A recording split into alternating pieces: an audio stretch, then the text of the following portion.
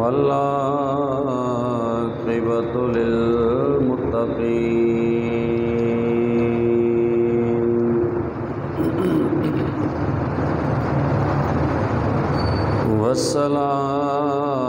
والصلاة والسلام على سيد الأنبياء والمرسلين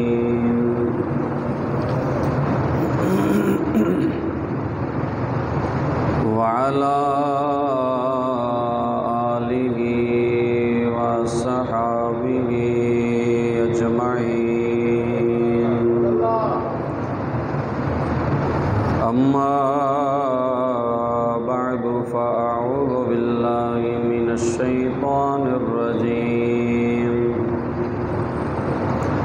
بسم الله الرحمن الرحيم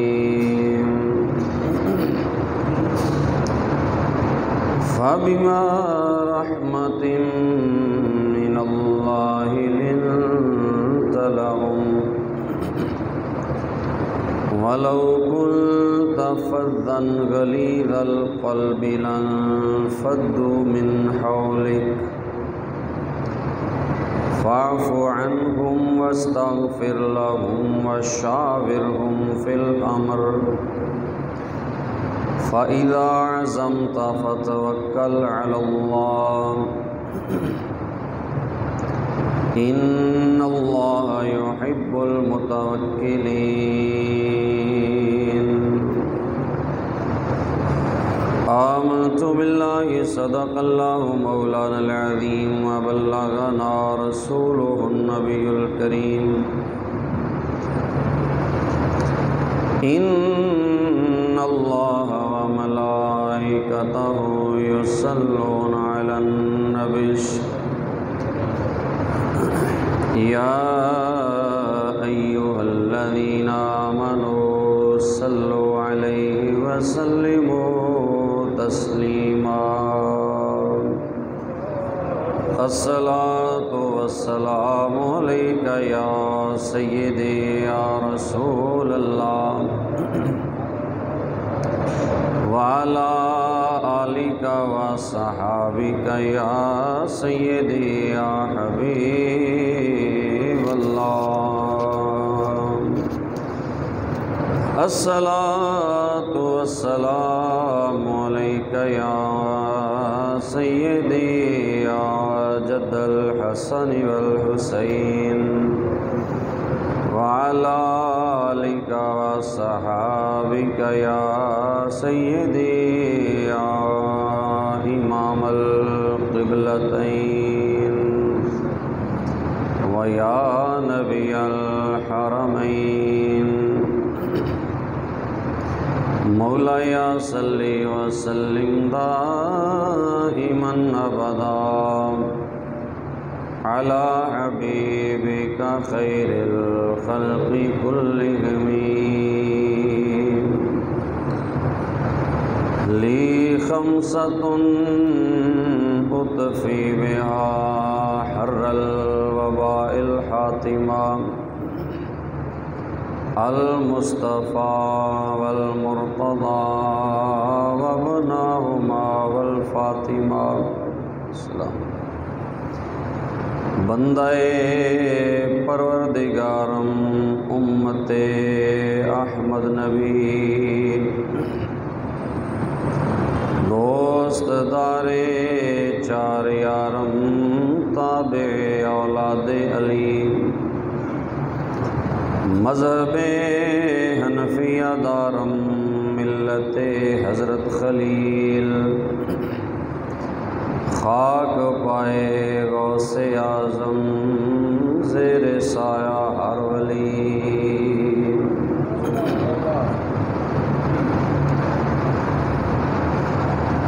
دیار عشق میں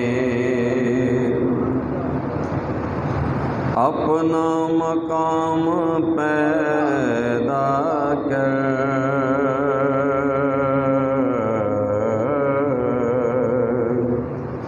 دیار عشق میں اپنا مقام پیدا کر، نیا زمانہ نئے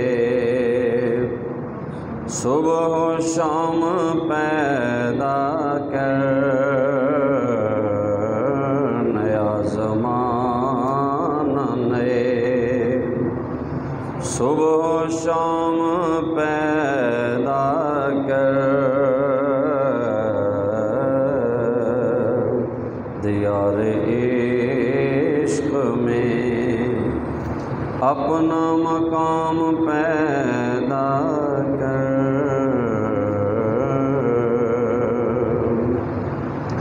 خدا اگر دلے فطرت شناس دے تجھ کو،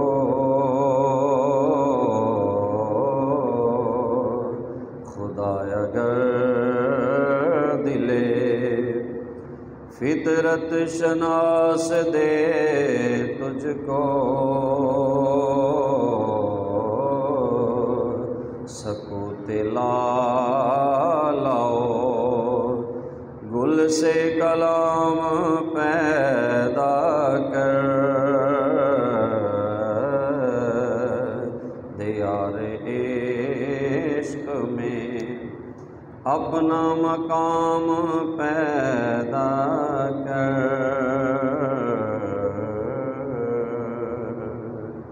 میرا طریق امیری نہیں فقیری ہے، میرا طریق امیری نہیں فقیری ہے، خودی نہ بیچ غریبی میں نام پیدا کر، دیار عشق میں اپنا مقام پیدا کر، نیا زمانہ نئے صبح و شام پیدا کر۔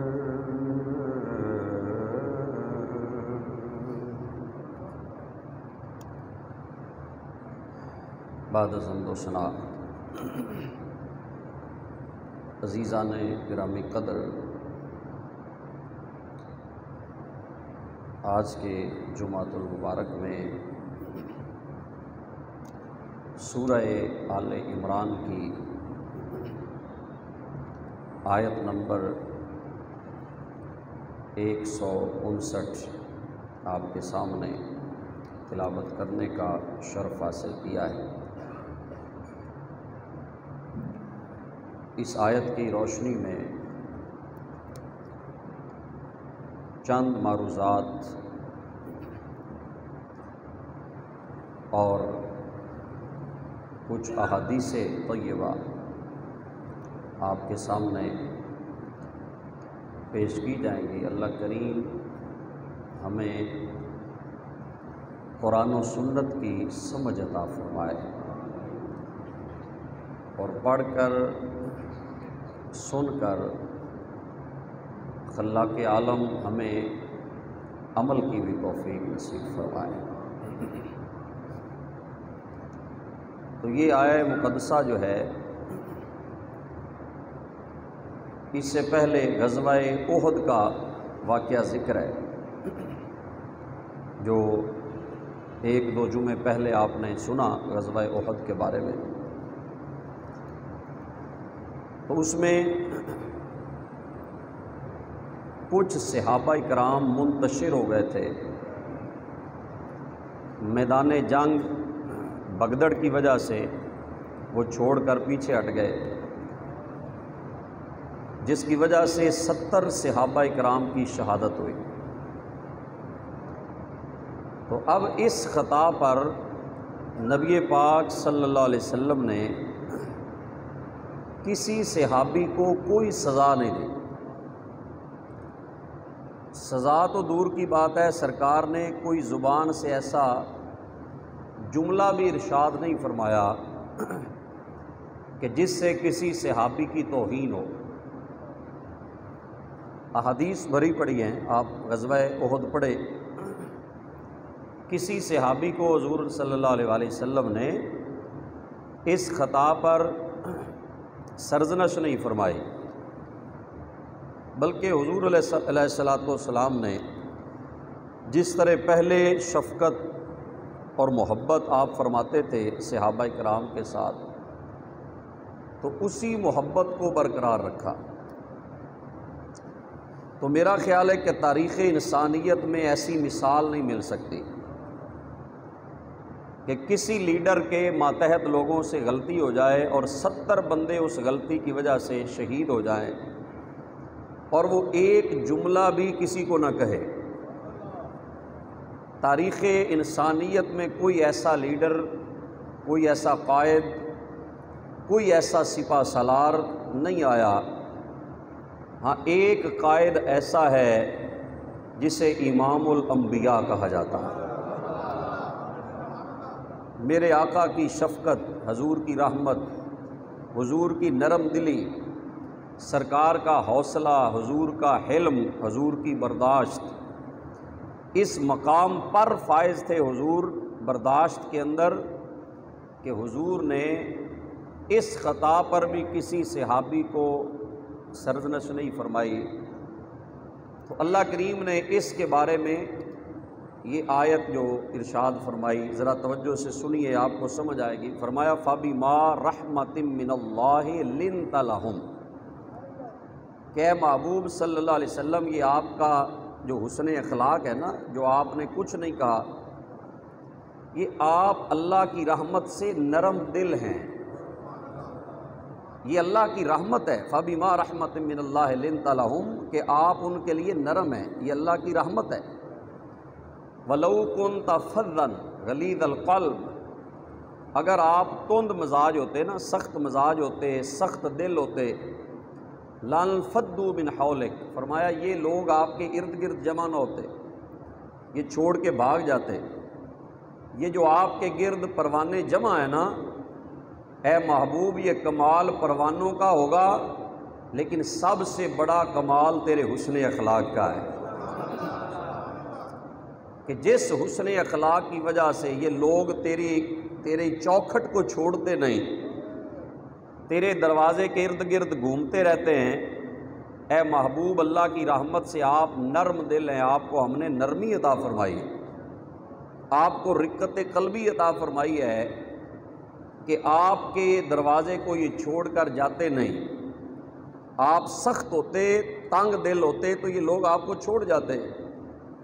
فاعف عنہم، فرمایا محبوب ان سے درگزر فرما دیجئے، محبوب ان سے درگزر کیجئے۔ واستغفر لہم، اور ان کے لیے بخشش کی دعا بھی فرمائیے۔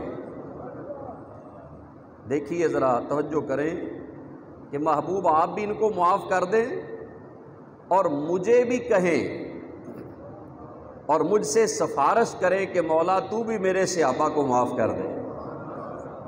فرمایا واستغفر لہم، ان کے لیے بخشش کی دعا مانگیں۔ وشاورہم فی الامر، اور سارے معاملات میں محبوب ان سے مشورہ کیجئے۔ یہ آپ کے غلام جو ہے نا، ان سے مشورہ کرتے رہیں۔ فَإِذَا عَزَمْتَ فَتَوَكَّلْ عَلَى اللَّهِ، اور جب کسی کام کا فیصلہ ہو جائے تو اللہ پہ بھروسہ کیجئے۔ ان اللہ یحب المتوکلین، بے شک اللہ بھروسہ کرنے والوں کو، توکل کرنے والوں کو پسند فرماتا ہے۔ تو یہ سب سے پہلے تو اللہ نے جو بات بیان فرمائی کہ اپنے محبوب کو اللہ نے ایسا پاک دل عطا فرمایا ہے، ایسا نرم دل عطا فرمایا ہے کہ سرکار صلی اللہ علیہ وآلہ وسلم بڑی سے بڑی غلطی بھی ہو جاتی تو سرکار صلی اللہ علیہ وسلم جو درگزر والی غلطی ہوتی اس سے درگزر فرما دیا کرتے۔ ہاں، جو اللہ کی حدیں ہیں ان کو آپ نافذ فرماتے تھے، لیکن اگر کوئی اور خطا ہوتی جو قابل معافی ہے تو آپ اس پر کھلے دل سے معاف فرما دیا کرتے۔ کیونکہ حضور کو اللہ نے رحمتوں والا دل عطا فرمایا ہے، حضور کو اللہ نے محبت والا دل عطا فرمایا ہے، اور سارے رحمت لے کے آتے ہیں، سارے نبی رحمت لے کے آنے والے ہیں۔ میرے آقا کو اللہ نے فرمایا وما ارسلناک الا رحمۃ للعالمین، محبوب آپ رحمت لے کے نہیں آئے، آپ سراپا دنیا کے لیے رحمت بن کے تشریف لائے۔ رحمت والا دل اللہ نے عطا فرمایا نا، پاک دل، صاف دل۔ حضور کے دل مبارک میں کسی کے بارے میں بغض نہیں تھا، کسی کے بارے میں حسد نہیں تھا، کسی کے بارے میں نفرت نہیں تھی۔ حضور سب سے، ساری امت سے محبت فرمایا کرتے، اگر کسی سے عداوت تھی تو اللہ کے لیے تھی، ذاتی غرض کے لیے حضور کسی سے انتقام نہیں لیا کرتے تھے۔ سرکار کو اللہ نے محبت کا پیکر بنا کے بھیجا۔ فرمائے سخت دل ہوتے تو یہ لوگ آپ کے گرد نہ ہوتے، یہ جو سارے آپ کے گرد پروانے کی طرح محبوب چکر لگا رہے ہیں نا، یہ سارا تیرے حسن اخلاق کا کمال ہے۔ تیرے حسن اخلاق سے متاثر ہو کے محبوب غلام تیرا دروازہ چھوڑ کے نہیں جاتے۔ حضرت زید بن حارثہ رضی اللہ تعالیٰ عنہ، یہ شام کے اصل میں رہنے والے، جن کا ذکر اللہ نے قرآن میں فرمایا۔ حضرت زید 1,24,000 تقریباً صحابہ میں سے ایک صحابی ہیں جن کا ذکر قرآن میں آیا، جن کا نام قرآن میں آیا۔ صفات تو بیان ہوئی ہیں لیکن نام صرف ایک صحابی کا ہے، اور وہ حضرت زید بن حارثہ کا نام آیا۔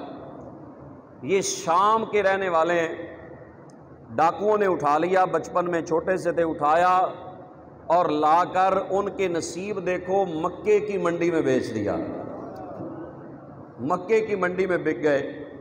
حضرت خدیجہ رضی اللہ تعالیٰ عنہ کے بھانجے تھے حضرت حکیم بن حزام، انہوں نے خرید کر حضرت خدیجہ کو بطور غلام پیش کر دیا کہ آپ اس سے کام کاج کروا لیا کریں، غلام ہے۔ تو جناب خدیجہ نے حضرت زید جو تھے، چھوٹے سے تھے، غلام تھے، تو وہ سرکار کی بارگاہ میں پیش کر دیا کہ یا رسول اللہ آپ اس کو رکھ لیں، غلام ہے کام کاج کرنے کے لیے۔ تو سرکار نے، اب نوکر سے سلوک جو لوگ کرتے ہیں وہ آپ سب جانتے ہیں، تو غلام اس سے بھی نیچے والا درجہ ہے۔ نوکر تو چھوڑ کے جا سکتا ہے، غلام جا بھی نہیں سکتا چونکہ وہ خریدا ہوا ہے، اس کا جسم مالک کی پراپرٹی ہے۔ جیسے زمین خریدی آپ نے، بھینس بکریاں خریدی، غلام بھی آپ نے خریدا ہے، تو وہ تو جا بھی نہیں سکتا۔ لوگوں کا اس کے ساتھ رویہ اور بھی سخت ہوتا تھا۔ لیکن حضرت زید کے والد ڈھونڈتے ڈھونڈتے آ گئے مکہ میں، کسی نے بتایا کہ تمہارا بیٹا مکہ میں ہے۔ وہ حضور کے پاس آئے تو زید سے ملے، بڑا خوش ہوئے، کہا زید بیٹا چلو گھر چلیں۔ سرکار سے عرض کی کہ جناب آپ پیسے لے لیں جتنے آپ نے لینے ہیں، ہمارا بیٹا دے دیں۔ حضور نے فرمایا پیسوں کی ضرورت نہیں، اگر جاتا ہے خوشی سے تو لے جاؤ، اگر جاتا ہے تو لے جاؤ، پیسے میں نہیں لیتا، تمہارا بیٹا ہے، چاچا بھی ساتھ ہے، باپ بھی، دونوں خوش ہو گئے، چلو فری میں بیٹا مل جائے گا۔ تو انہوں نے کہا بیٹا زید چلیں گھر میں، تمہاری والدہ بھی بہت یاد کرتی ہے، سارے رشتہ دار یاد کرتے ہیں۔ تو جناب حضرت زید بن حارثہ کہنے لگے کہ اب میں یہ دروازہ چھوڑ کے کہیں نہیں جا سکتا۔ وہ حیران ہو گئے کہ باپ کو بھی چھوڑ دو گے، ماں کا بھی کوئی خیال نہیں۔ انہوں نے فرمایا جو پیار، جو شفقت، جو الفت، جو حسن اخلاق میرے آقا نے مجھے دیا ہے نا، نہ مجھے باپ دے سکتا ہے نہ میری ماں دے سکتی ہے۔ اللہ اکبر، یہ محبت ہے کہ یہ حضور کی زلف کا جو اسیر ہو جاتا ہے نا، کیا نہیں، سرکار کی زلف کا جو اسیر ہو جاتا ہے، پھر وہ تو جنہوں نے دیکھا تھا، حضرت خواجہ معین الدین چشتی اجمیری فرماتے ہیں کہ زمانہ در خیال لیلۃ القدر، حسن در بندے گیسوئے محمد صلی اللہ علیہ وسلم۔ وہ کہتے ہیں ساری دنیا شب قدر ڈھونڈ رہی ہے، ہم ابھی تک رسول اللہ کی زلف کے بال کے کنڈل سے نکلے ہی نہیں۔ شب قدر ہم کہاں ڈھونڈیں گے، ہم تو پھنسے ہوئے ہیں سرکار کی زلف کا جو کنڈل ہے نا، اس سے باہر نکلیں گے تو شب قدر تلاش کریں گے نا۔ یہ تو بن دیکھے دنیا فدا ہے، جنہوں نے دیکھا ہے میرے آقا کا حسن اخلاق۔ تو وہ زید بن حارثہ نے کہا نہیں، اب یہ دروازہ چھوڑ کے میں کہیں اور نہیں جا سکتا۔ تو پھر حضور نے بھی شفقت فرمائی، آزاد کر دیا، فرمایا آج کے بعد زید میرا غلام نہیں، آج کے بعد زید میرا بیٹا ہے۔ یہ حسن اخلاق، یہ حضور کا عفو و درگزر کا معاملہ ہے۔ کسی کی اپنی اولاد سے سارے شفقت کرتے ہیں، لیکن میرے کریم آقا صلی اللہ علیہ وسلم حضرت اسامہ کو بھی کندھوں پہ اٹھایا کرتے ہیں۔ یہ زید کے بیٹے آگے حضرت اسامہ بن زید، تو حضرت عائشہ رضی اللہ عنہ فرماتی ہیں ایک کندھے پہ امام حسن کو بٹھا لیتے، ایک پہ حضرت زید بن حارثہ کو بٹھا لیتے، اپنے نواسے کو بھی اٹھایا۔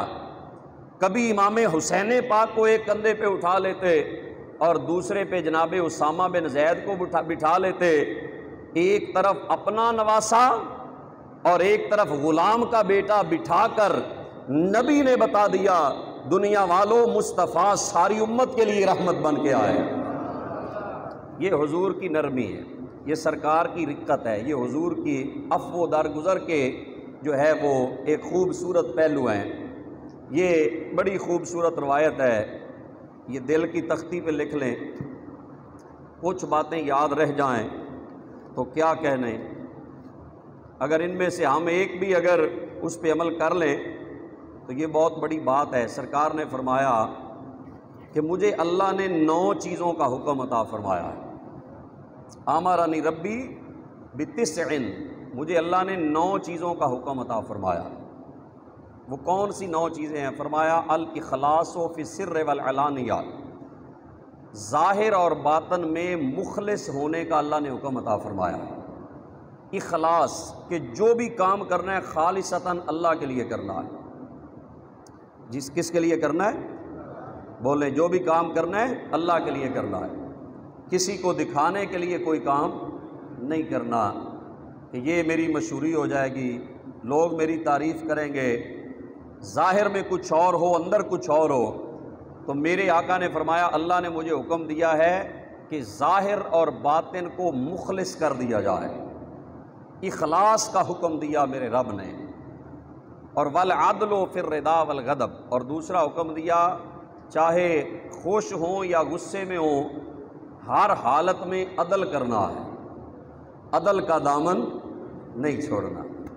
کیسی پیاری بات، ہم اگر خوش ہوں تو عدل کر دیتے ہیں، غصہ چڑھ جائے تو پھر عدل کا گلا بھی گھونٹ دیتے ہیں، کیوں جی، پھر عدل اور انصاف کا خون ہم کر دیتے ہیں، پھر جو زبان سے آیا کہتے گئے۔ عدل کرنے کا اللہ نے حکم دیا اپنے محبوب کو کہ غصہ ہو تو پھر بھی عدل، اگر خوشی ہو صحیح طبیعت ہے تو پھر بھی عدل، تو عدل کا حکم دیا اللہ نے۔ اور تیسرا فرمایا والقصد فی الغنا والفقر، مالداری کے حالت میں یعنی خوشحالی ہو یا تنگی ہو، ہر حالت میں میانہ روی اختیار کر دی، فضول خرچی بھی نہیں کرنی، کنجوسی بھی نہیں کرنی، میانہ روی۔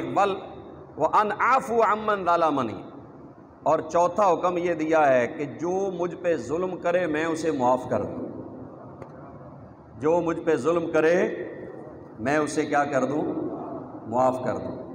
ہے اتنا حوصلہ ہمارے اندر، ہے اتنی جرت، ہے اتنی برداشت؟ ہم تو کہتے ہیں اینٹ کا جواب ہم نے پتھر سے دینا ہے، اور اپنے بچوں کو بھی یہ نصیحت کرتے ہیں کہ پتر گھبرانا نہیں، پیچھے میں کھڑا ہوں، کیوں جی؟ فرمایا کیا کرنا ہے؟ جو ظلم کرے اس کو میں نے معاف کر دینا ہے۔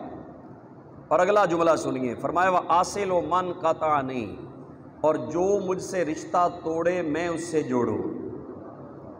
اللہ نے مجھے حکم دیا ہے جو توڑے اس سے جوڑوں، جو مجھ سے توڑے اس سے میں جوڑوں، لوگوں سے رشتہ جوڑنے کا حکم دیا ہے۔ وَأُعْطِي مَنْ حَرَّمَنِي حَرَمَنِي، اور جو مجھے محروم کرے نہ دے میں اسے بھی عطا فرماؤں، جو نہ دے میں اسے بھی عطا فرماؤں۔ وَأَنْ يَكُونَ نُطْقِي ذِكْرًا وَصَمْتِي فِكْرًا، اور اللہ نے مجھے حکم دیا ہے کہ میں بولوں تو ذکر ہو، میں چپ رہوں تو فکر ہو، میرا بولنا ذکر ہو، میرا خاموش رہنا فکر ہو، وَالنَّظْرِ عِبْرَةً، اور میرا سوچنا یہ آخرت کی فکر ہو۔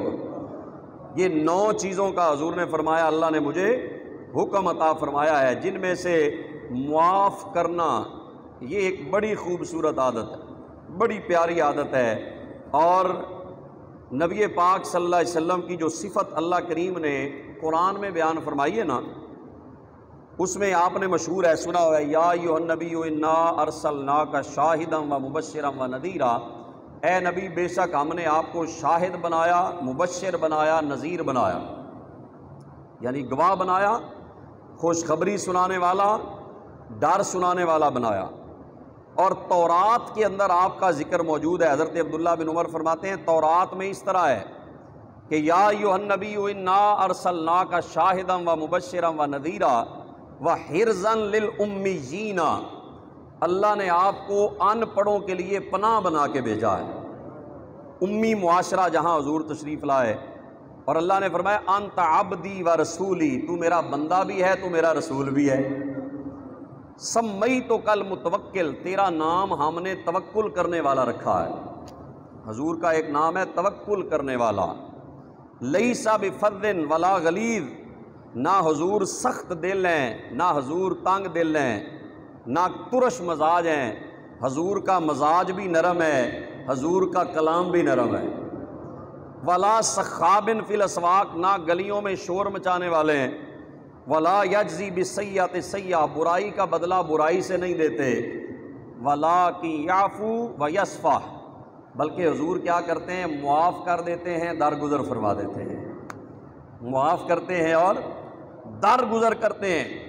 یہ صفتیں اللہ نے تورات میں اپنے محبوب کو عطا فرمائیں کہ حضور معافی دینے والے ہیں، حضور درگزر فرمانے والے ہیں۔ کوئی اگر حضور سے جہالت کا سلوک کرے تو میرے آقا آگے سے محبت والا سلوک عطا فرماتے ہیں۔ زید بن ثانہ یہودیوں کا بہت بڑا عالم تھا، زید بن ثانہ، یہ کہتا ہے، خود بیان دیتا ہے کہ میں نے تورات میں جتنی سرکار کی نشانیاں پڑھی تھی نا، وہ ساری کی ساری میں نے دیکھا حضور میں مکمل پائی جاتی ہے۔ جو کچھ تورات میں لکھا ہے، تورات میں ہے ان کا قد درمیانہ ہوگا، رنگ خوبصورت گورا ہوگا، ان کی جناب سینہ مبارک کشادہ ہوگا، داڑھی مبارک گھنی ہوگی، ان کی آنکھوں میں سرخ رنگ کے ڈورے ہوں گے، حالت یتیمی میں پیدا ہوں گے، مکہ میں پیدا ہوں گے اور مدینے میں ہجرت کر کے آئیں گے، یہ مہر نبوت 2 کندھوں کے درمیان ہوگی، ساری نشانیاں پرفیکٹ ہیں، بالکل مکمل ہیں۔ وہ کہتا ہے 2 نشانیاں مجھے سمجھ نہیں آ رہی تھی، ہماری تورات میں لکھا تھا 2 نشانیاں اس نبی کی، ایک یہ تھی کہ ان یسبق حلمہ جہلہ، کہ ان کی برداشت جہالت سے آگے نکل جائے، کوئی جہالت والا سلوک کرے گا تو وہ برداشت کریں۔ اور دوسری ولا یزیدہ شدۃ الجہل الا حلما، کوئی جتنا برا رویہ اختیار کرے گا نا، ان کی محبت میں اور اضافہ ہوتا جائے گا۔ کہتا ہے یہ 2 نشانیاں مجھے سمجھ نہیں آ رہی تھی، میں نے کہا چیک تو کریں ہیں یا نہیں۔ وہ کہتا ہے یہ آیا سرکار کی بارگاہ میں تو آ کے نا کھجوریں خریدی، کہنے لگا میں آپ سے کھجوروں کا سودا کرنا چاہتا ہوں۔ حضور نے کر لیا، فرمایا کہ پیسے دے دو، کھجوریں فلاں دن لے جانا۔ پیسے لے لیے سرکار نے، دن مقرر ہو گیا کہ فلاں وقت تم نے کھجوریں لینے آ جانا ہے۔ وہ کہتا ہے میں 2 دن پہلے چلا گیا، چونکہ چیک کرنا تھا نا حضور کا صبر کتنا ہے۔ 2 دن پہلے آ گیا، آ کے غصے سے دیکھا اور کہنے لگا میری کھجوریں دو، تم جو عبد المطلب کی اولاد ہو نا، تم ٹال مٹول بہت کرتے ہو، وعدہ خلافی کرتے ہو، کھجوریں دو۔ حضور نے یہ نہیں فرمایا کہ بھائی ابھی تو تمہارا وقت آیا نہیں، ابھی تو وعدے کا وقت نہیں آیا۔ جناب فاروق اعظم پاس کھڑے تھے، انہوں نے تلوار کو جناب نکالنا شروع کر دیا، عرض کی یا رسول اللہ اجازت دیں، یہ آپ کی بے ادبی کر رہے، آقا سر نہ اڑا دوں۔ حضور نے فرمایا عمر تمہیں یہ رویہ اختیار نہیں کرنا چاہیے، تمہیں یہ چاہیے کہ مجھے یہ کہو کہ وعدے کے مطابق ادا کرنا چاہیے اور اس کو سمجھاؤ کہ اچھے طریقے سے مطالبہ کرنا چاہیے۔ اس نے کہا نہیں لاؤ، ٹال مٹول نہ کرو۔ حضور نے فرمایا عمر جاؤ، اس کی جتنی کھجوریں ہیں نا وہ بھی کھجوریں دے دو اور 4 من کھجوریں اس کو اضافی دے دو، 4 من کھجوریں اس کو اوپر دے دو۔ یہ کچھ سا کا ذکر ہے، 20 سا ہے، اور وہ ہمارے میں نے حساب لگایا وہ 4 من بنتے ہیں۔ 4 من کھجوریں اور دے دو۔ آ کے تلخ لہجے میں بات کی ہے، آ کے حضور صلی اللہ علیہ وسلم کے بارے میں نازیبا لفظ بولے ہیں۔ حضور نے فرمایا اس کو 4 من اور دے دو۔ جب دیں حضرت عمر نے تو وہ کہنے لگا عمر تم ناراض ہو رہے تھے، میں حضور کا دشمن بن کے نہیں آیا، میں تو آج آقا کو دل دینے کے لیے آیا ہوں، آج میں حضور کا غلام بننے آیا ہوں۔ کیوں؟ اس نے کہا میں ساری صفتیں میں نے حضور کی دیکھی تھی، یہ 2 سمجھ نہیں آ رہی تھی، تو آج حضور کا حسن اخلاق دیکھ کر مجھے پتہ چل گیا ہے کہ جس آقا کی آمد کا ذکر جو تورات کر رہی ہے، جس آقا کی آمد کے تذکرے جناب موسیٰ علیہ السلام نے فرمائے ہیں، مجھے نبی کا اخلاق دیکھ کر، عفو درگزر دیکھ کر مجھے یقین آ گیا کہ مصطفیٰ بھی سچے ہیں، مصطفیٰ کا دین بھی سچا ہے، مصطفیٰ کا قرآن بھی سچا ہے۔ یا رسول اللہ صلی اللہ علیہ وسلم، یا رسول اللہ صلی اللہ علیہ وسلم، یا رسول اللہ۔ یہ عفو درگزر کا نمونہ آپ کو کہیں نظر نہیں آئے گا، یہ صرف نظر آئے گا تو میرے آقا کی زندگی میں نظر آئے گا۔ سرکار صلی اللہ علیہ وسلم کو جو چیک کرنے آئے یہودی، وہ دیکھ کر اور حضور کا اخلاق دیکھ کر انہیں یہ کہنا پڑ گیا کہ یہی وہ اللہ کے آخری رسول ہیں جن کا ذکر ہماری کتابوں میں بھی اللہ نے فرمایا۔ اور غزوہ حنین کا موقع تھا۔ حضرت عبداللہ بن ابی بکر یہ بیان فرماتے ہیں کہ ایک شخص نے مجھے بتایا، وہ بھی صحابی ہیں جنہوں نے بتایا، وہ کہتے ہیں غزوہ حنین پہ نا رش بہت زیادہ تھا، بڑے لوگ تھے، بھیڑ زیادہ تھی، تو میں نے ایک بڑا سخت جوتا پہنا ہوا تھا جنگ کی وجہ سے، تو میں جا رہا تھا تو آگے حضور صلی اللہ علیہ وسلم سے ملاقات ہو گئی۔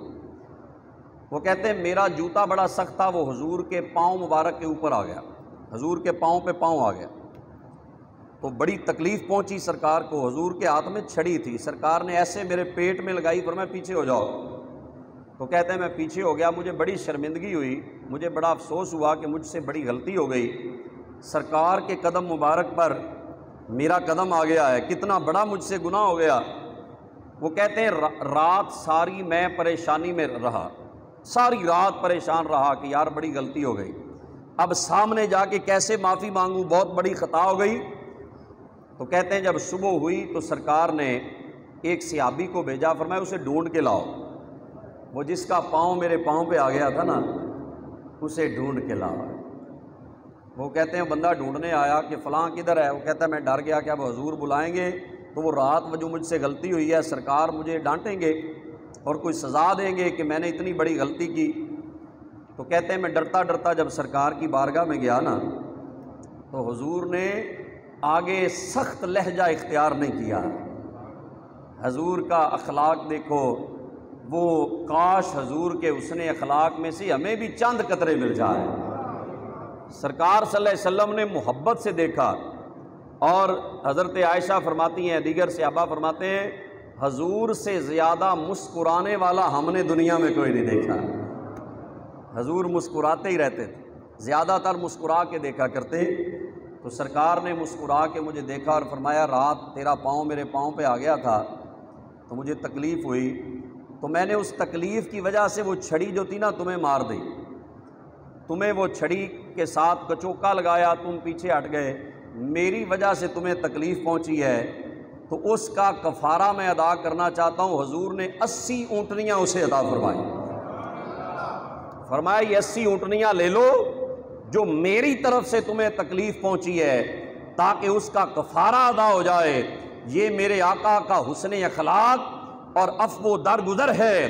وہ صحابی کہتے ہیں میں حیران ہو گیا کہ ہم سے غلطی بھی ہوتی ہے، مصطفیٰ پھر بھی عطا فرماتے ہیں، حضور پھر بھی نظر شفقت فرماتے ہیں۔ مکہ فتح ہو گیا، حضور آج قائد بن کے، سپہ سالار، فاتح کائنات بن کے 8 ہجری میں 10 رمضان المبارک حضور جب مکہ میں داخل ہوئے نا تو امام مسلم نے لکھا ہے سرکار صلی اللہ علیہ وسلم نے سیاہ رنگ کا امامہ شریف اوپر باندھا ہوا تھا، اونٹنی کے اوپر حضور سوار تھے۔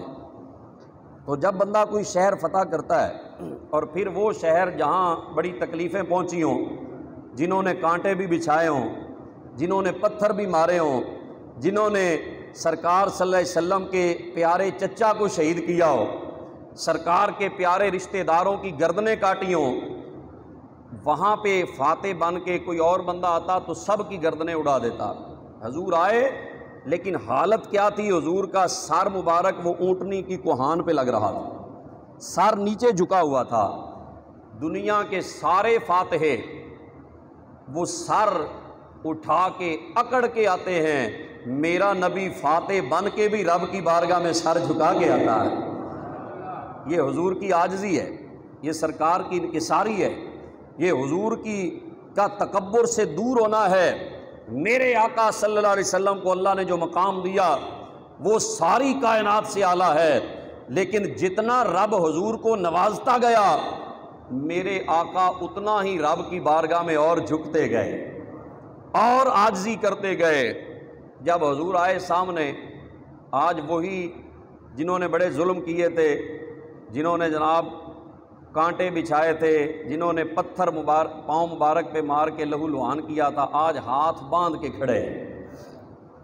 دنیا سامنے، آج صحابہ بھی تلواریں لے کر، آج صحابہ جلال میں کہ آج جنہوں نے تکلیفیں پہنچائی تھی آج پتہ چل جائے گا، آج پتہ چل جائے گا جنہوں نے ظلم کیے تھے، جنہوں نے بلال حبشی کو جناب پتھر سینے پہ رکھے تھے اور کوڑے مارے تھے، صحابہ کے اوپر ظلم و ستم کے پہاڑ ڈھائے تھے، آج انہیں پتہ چلے گا۔ سرکار نے فرمایا لو بھئی مکے والوں بتاؤ تم میرے بارے میں کیا کہتے ہو کہ میں آج تمہارے ساتھ کیا کرنے والا، آج کیا کرنے والا۔ تو انہوں نے مکے والوں نے جو جملہ بولا نا وہ جملہ بڑا خوبصورت ہے، اگرچہ وہ بعد میں مسلمان ہوئے، پہلے حالت کفر میں جو انہوں نے جملہ بولا وہ کیا تھا؟ انہوں نے کہا انت اخن کریم و ابن اخن کریم۔ انہوں نے کہا کہ سانو پتہ ہے تو بھی بڑا کریم ہے، تیرا ابا بھی بڑا کریم سی،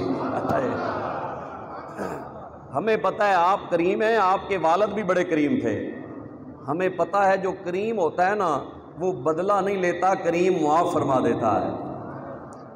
انہوں نے ہاتھ باندھے ہوئے ہیں، کہنے لگے کہ آج ہمیں پتہ ہے آپ معاف کریں گے، سوائے 10 جنہوں نے نقصان بہت پہنچایا تھا، اسلام کے خلاف بہت سازشیں کی تھی، 10 مرد اور عورت تھے جن کو قتل کا حکم دیا گیا، باقی سب کو حضور نے فرمایا میں تمہیں وہی کہوں گا جو میرے بھائی یوسف علیہ السلام نے کہا تھا، جنہوں نے کنویں میں پھینکا تھا نا، جب وہی مصر میں غلہ لینے گئے تو وہ ہاتھ باندھ کے کھڑے ہیں، جناب بھوک ہے، بڑے حالات خراب ہیں، غلہ دیں۔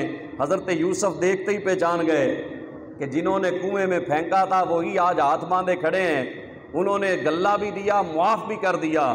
تو سرکار نے فرمایا میں بھی تمہیں وہی کہوں گا جو میرے بھائی یوسف نے کہا تھا، جاؤ مکے والوں میں نے تم سب کو معاف فرما دیا ہے، میں نے تمہیں معاف کر دیا۔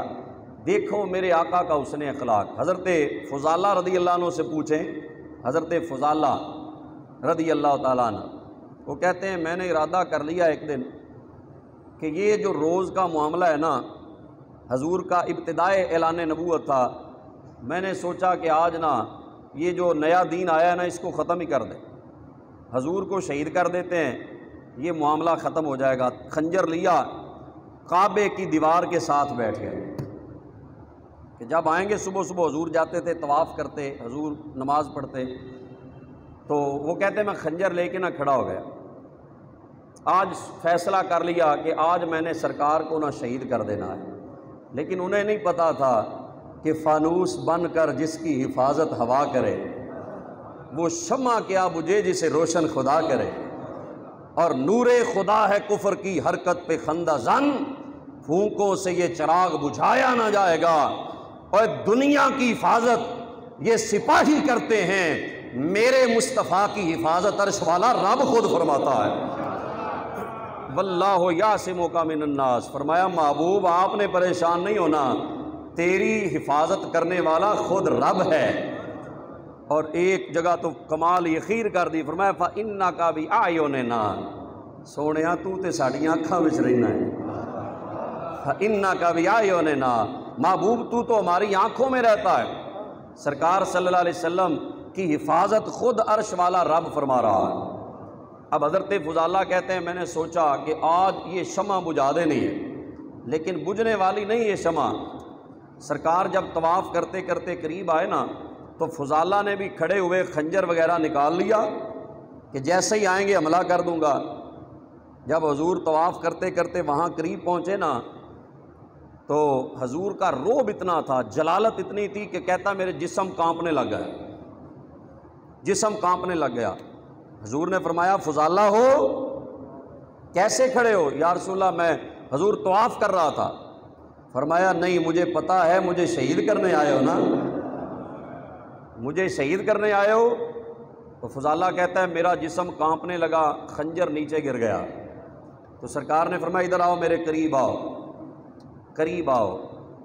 تو جب کہتے میں قریب گیا نا، حضور نے مجھے زور سے سینے سے لگا دیا، جنہوں کہنے اپنا جفی پا لئی میرے آقا نے۔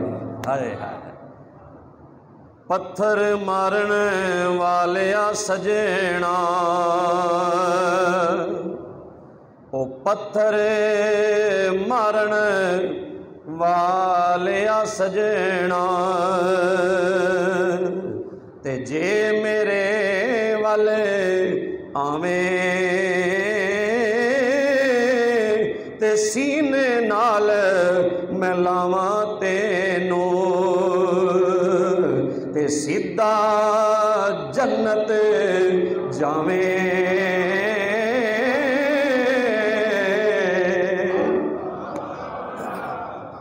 فرمایا آؤ تو صحیح قریب۔ فضالہ کہتے ہیں قریب گیا نا تو سرکار نے سینے سے ایسا لگایا، ایسا سینے سے لگایا، کہتے ہیں جب دور تھا نا تو حضور صلی اللہ علیہ وسلم کا دشمن تھا، جب حضور نے سینے سے لگایا تو عشق نبی ایسا ملا کہ میرے دل میں ساری دنیا سے زیادہ مصطفیٰ کی محبت پیدا ہو گئی۔ وہ کہتے ہیں واصف علی واصف نے کہا تھا کوئی بھی چیز اس وقت چھوٹی نظر آتی ہے جب اسے دور سے دیکھا جائے یا غرور سے دیکھا جائے۔ جو نبی کو دور سے دیکھے اسے نبی کی قدر نہیں، یا جو نبی کو غرور سے دیکھے اسے قدر نہیں۔ جو بلال کی نظر سے دیکھے یا صدیق کی نظر سے دیکھے یا علی شیر خدا کی نظر سے دیکھے اسے پھر محمد ابن عبداللہ نظر نہیں آتا، اسے محمد الرسول اللہ نظر آتا۔ حضور کا پیار پیدا ہو گیا۔ جب تک دور تھے تو پتہ نہیں تھا یہ کیا ہے، جب سینے سے لگایا نا کہتے ہیں بس دنیا بھول گئی، بس مصطفیٰ کا پیار دل میں پیدا ہو گیا۔ بس ایک روز مل گئے تھے سرے راہ گزر کہیں، پھر دل نے بیٹھنے نہ دیا عمر بھر کہیں۔ بس وہ پہلی نظر پہلی ملاقات کا عالم، کچھ کچھ تو مجھے یاد ہے سب یاد نہیں ہے، بس لٹ گیا لٹنے کا سبب یاد نہیں ہے۔ وہ کہتے ہیں بس پیار ہو گیا حضور سے۔ جب واپس جانے لگا نا کلمہ پڑھ لیا، حضور کا صحابی بن گیا، واپس جانے لگا تو زمانہ جاہلیت کے اندر بدکاری عام تھی، لوگ اس کو عیب بھی نہیں سمجھتے تھے۔ تو کہتے ہیں اس گلی سے میں واپس جا رہا تھا جہاں ایک عورت رہتی تھی جس سے میرے غلط ناجائز مراسم تھے، تو میں جب وہاں سے گزرا نا تو آج سر جھکا ہوا ہے۔ اللہ اکبر، پہلے سر اٹھا کے چلتے تھے، آج فضالہ سر جھکا کے جا رہے ہیں۔ اس نے دیکھا کہ لگتا تو فضالہ ہے لیکن آج انداز کچھ بدل گیا ہے، آج چلنے کا انداز کچھ مختلف ہے۔ اس نے پہچان کے کہا فضالہ، نہیں بولے، پھر کہا فضالہ بات تو سنو۔ جب دیکھا نا تو نظر پھر بھی نیچی ہے، کہنے لگے فضالہ آج خیر تو ہے، آج تم نظر جھکا کے اور میرے گھر کے آگے سے ویسے ہی گزر رہے ہو، کوئی بات ہی نہیں کی۔ تو فضالہ نے نظریں جھکا کے کہا اب میری نگاہوں میں جچتا نہیں کوئی، اب میری نگاہوں میں جچتا نہیں کوئی کہ جیسے میرے سرکار ہیں ایسا نہیں کوئی۔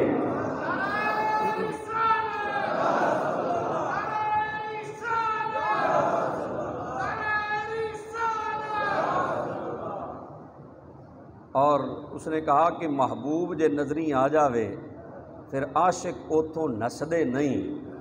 انہوں نے آگے سے کہا جنہاں ویکھیا رخ محمد دا اجاڑ تیرے وچ پھسدے نہیں، جنہاں ویکھیا رخ محمد دا اجاڑ تیرے وچ پھسدے نہیں۔ ایک ماہ مدن گورا سا بدن نیچی نظریں کل کی خبریں۔ فضالہ نے کہا ایک ماہ مدن گورا سا بدن نیچی نظریں کل کی خبریں، وہ سنا کے سخن دکھلا کے پھبل، وہ سنا کے سخن دکھلا کے پھبل، مورا پھونک گئے سب تن من دھن، وہ سنا کے سخن دکھلا کے پھبل، مورا پھونک گئے سب تن من دھن۔ انہوں نے کہا اب مجھے اور کوئی اچھا نہیں لگتا، اب میں نے جو حسن دیکھ لیا ہے نا وہ حسن ہی ساری کائنات سے اعلیٰ ہے۔ جنہوں نے وہ حسن دیکھ لیا ہے پھر انہیں یہ مجازی محبوبوں کا حسن اچھا نہیں لگتا۔ فضالہ کی آج نظریں بھی جھکی ہوئی ہیں، اور پھر وہی فضالہ حضور کے صحابی بن گئے، سرکار کے جلیل القدر صحابی بنے۔ یہ ساری کائنات جو مسخر ہوئی یہ سارا میرے آقا کا حسن اخلاق ہے، حضور کا پیار ہے، حضور کی محبت ہے۔